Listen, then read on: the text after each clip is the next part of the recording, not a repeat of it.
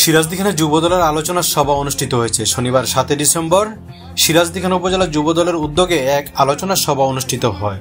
সভাটি সিরাজদিখান যুবদলের কার্যালয়ে অনুষ্ঠিত হয় এবং এতে সভাপতিত্ব করেন উপজেলা যুবদলের আহ্বায়ক জনাব ইয়াসিন সুমন।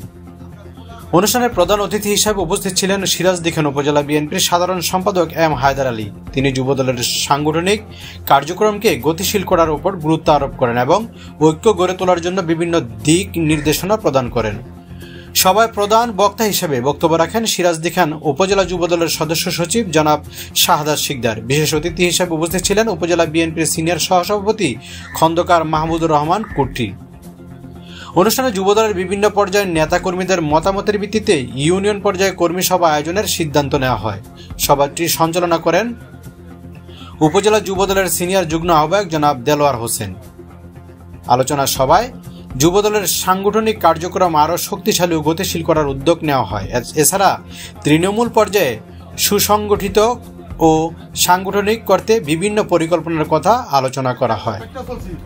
সালাউদ্দিন সালমান, মুন্সিগঞ্জ, বিক্রমপুর টিভি। কোন অবস্থানে ছিল বৃষ্টিতে ভিজা এই ছাতি নিয়ে নিয়ে প্রতিটা ইউনিয়নে প্রতিটা ওয়ার্ডে আব্দুল্লাহের নির্দেশে আমরা অনেকে আমাদেরকে ঘরের ভিতর করতেছে এইভাবে না, আমরা খোলা মাঠে খোলা ময়দানে চয়েসফুল জায়গা দেখে যার যার ইউনিয়নে আপনারা চয়েস করবেন, সেখানে প্যান্ডেল হবে, প্যান্ডেলের মাধ্যমে সাউন্ড বক্স থাকবে। আমরা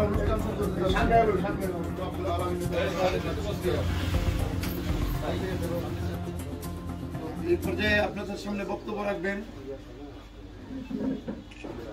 সিরাজদিখান উপজেলার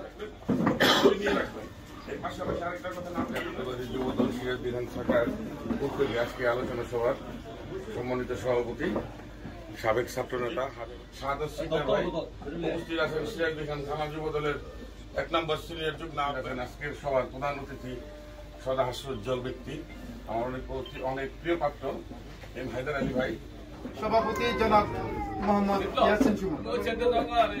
থেকে তেলাওয়াত করবেন জনাব মোহাম্মদ ইয়াসিন সুমন।